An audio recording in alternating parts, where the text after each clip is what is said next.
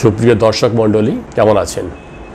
আজ আমরা আলোচনা করব আমাদের দৈনন্দিন জীবনের একটা সাধারণ সমস্যা নিয়ে, যেটা আমরা আমাদের জীবনের কোনো না কোনো সময়ে এটা নিয়ে ভুগি এবং এখনও ভুগতেছি।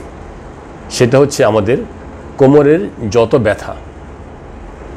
সাধারণত এই কোমর ব্যথাটা আমাদের 40-এর ঊর্ধ্বে বয়সে মহিলা এবং পুরুষ সবারই সাধারণতভাবে আমাদের ভুগে থাকি।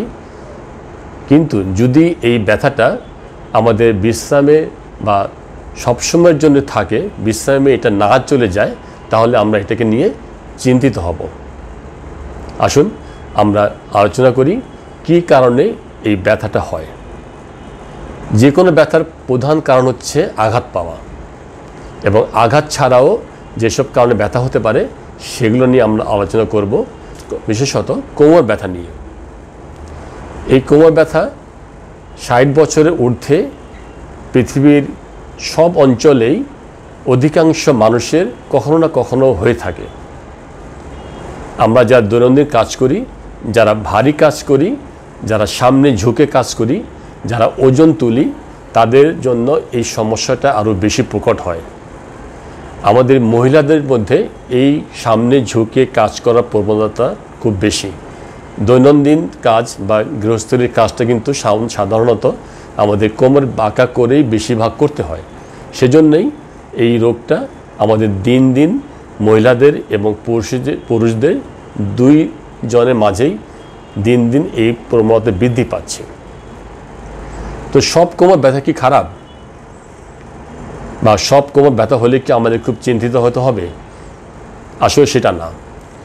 যদি এই ব্যথাটা আমরা বিশ্রাম নিয়ে বা রেস্ট নেওয়ার পরেও না কমে থাকে, অথবা যে ব্যথাটা কোমর থেকে সাধারণত পায়ের দিকে নেমে যায়, সেই ব্যথাকে আমরা বেশি গুরুত্ব দেওয়ার কথা বলি।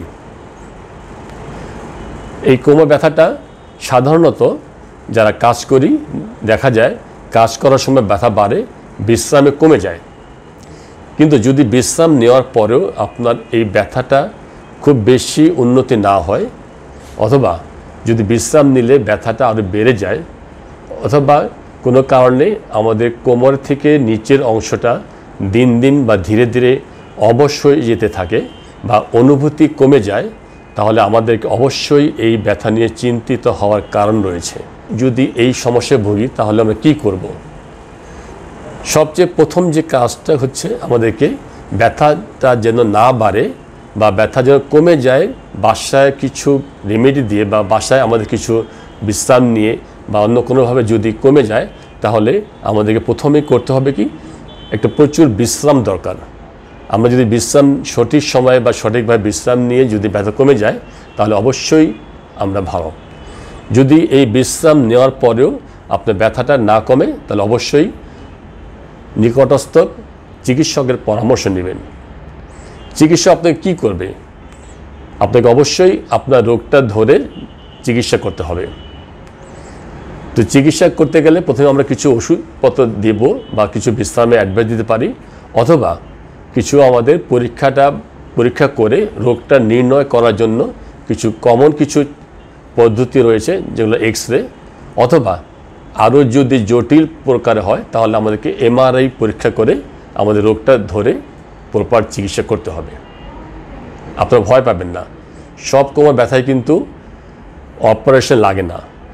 পৃথিবীতে যত প্রকারের কোমর ব্যথা হয়, তার মধ্যে 90% বেশি কোমর ব্যথা ওষুধে এবং বিশ্রামে এবং কিছু সময়ের জন্য আমরা ফিজিওথেরাপি দিয়ে তাকে ভালো করতে পারি।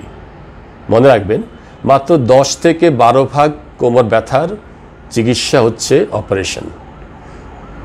সেজন্যই আপনারা যদি নিজে সাবধানে থাকতে পারেন, যেটা কারণ করলে ব্যথা হয় সেই কারণের কাজগুলো যদি থেকে আমি বিরত থাকি, তাহলে কিন্তু আমরা এই কোমর ব্যথা থেকে দূরে থাকতে পারবো।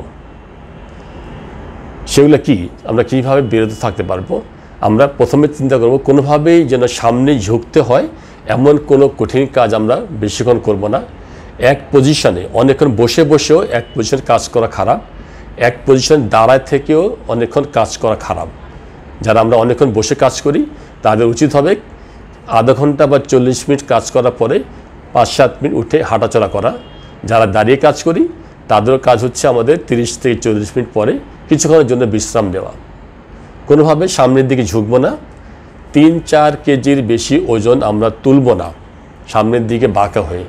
এগুলো যদি আমরা করতে পারি তাহলে আশা করি 80% কোমর ব্যথা আমরা বিনা ওষুধেই চিকিৎসা করতে পারবো।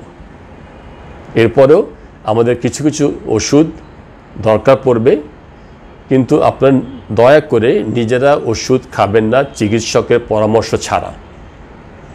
অবশ্যই প্রত্যেকটা ওষুধেরই কিছু না কিছু সাইড এফেক্ট থাকে।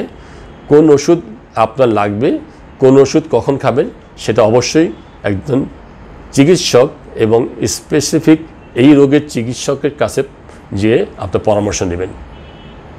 আশা করি আপনারা যদি নিজেদেরকে মানিয়ে চলতে পারেন, কাজের ধরন চেঞ্জ করতে পারেন, তাহলে অবশ্যই অধিকাংশ ক্ষেত্রে ওষুধ ছাড়াও আপনারা ভালো থাকতে পারবেন। সবাইকে ধন্যবাদ আমাদের সাথে থাকার জন্য। আশা করি আমার কথাগুলোর সুন্দরভাবে বোঝাতে পেরেছি আমি আপনাদেরকে, এবং আমাদের এই কথাগুলো যদি আপনাদের দৈনন্দিন জীবনে কিছুটা হলেও উপকার হয় তাহলে আমাদের এই আলোচনাটা সার্থক হবে বলে আমি মনে করি। সবাই ভালো থাকুন, সুস্থ থাকুন। আবারও দেখা হবে কোনো এক সময়ে অন্য কোনো এক বিষয় নিয়ে। ধন্যবাদ সবাইকে।